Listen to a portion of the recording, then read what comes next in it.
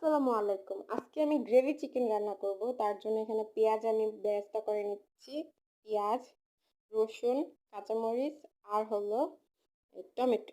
২টা টমেটো দিলাম এখানে। আর এখানে আমি চিকেনটা ম্যারিনেট করে রেখে দিচ্ছি। হলুদ, মরিচ, লবণ আর লেবু, গুঁড়া দুধ আর আদা রসুন বাটা দিয়ে এটাকে ভালো করে ম্যারিনেট করে রেখে দেব।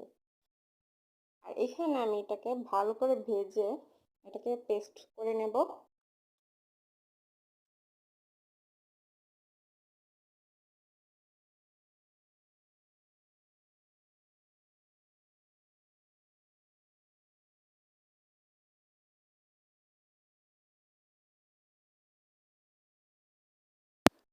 তো দেখেন এটা আমার ম্যারিনেট করা হয়ে গেছে। এখানে কি কি মশলা, তেজপাতা, এলাচি, দারচিনি, জিরা আর লং নিয়েছি। তো এখানে আমি তেল দিয়ে দিলাম। তেলটা গরম হলো।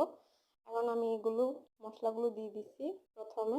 তো আমি সেম এখানে অল্প অল্প করে হলুদের গুঁড়া, মরিচের গুঁড়া, ধনিয়ার গুঁড়া, জিরার গুঁড়া আর লবণ একটু দিয়ে দিব। আমি এটাকে একটু ভেজে নিব তেলটার সাথে। আমার এটা সুন্দর ভাজা হয়ে গেছে।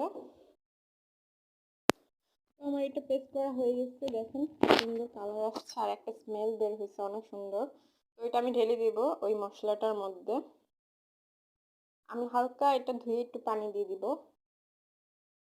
দেখেন এখন এটাকে নাড়াচাড়া করে কতক্ষণ মশলাটা তেলটা উপরে উঠলে আমি চিকেনটা ঢেলে দেব। দেখেন আমার উপরে তেলটা ভেসে গেছে। এখন আমি চিকেনটা ঢেলে দেব। তার আগে আমি একটু ধনিয়া পাতা দিয়ে দিলাম টেস্টটা অন্যরকম আসার জন্য।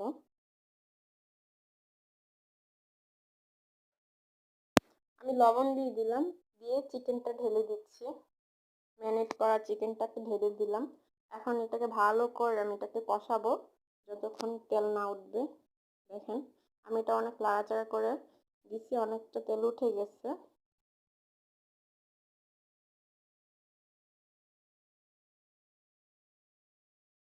ভালো করে আমি এটাকে কষিয়ে নিয়েছি। আমি এটাকে এখন পানি দিয়ে দিব, গরম পানি অল্প একটু সিদ্ধ হওয়ার জন্য। ঢেকে দিলাম। ডান, আমার এটা বলক উঠে গেছে। এখন আমি চুলার আঁচটা মিডিয়ামে রাখবো।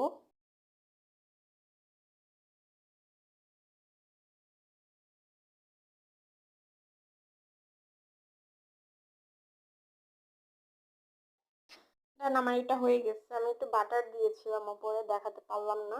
আমার এটা হয়ে গেছে। আর টেস্টটা অনেক মজার ছিল। আর স্মেলটা তো অনেক সুন্দর বের হইতেছিল।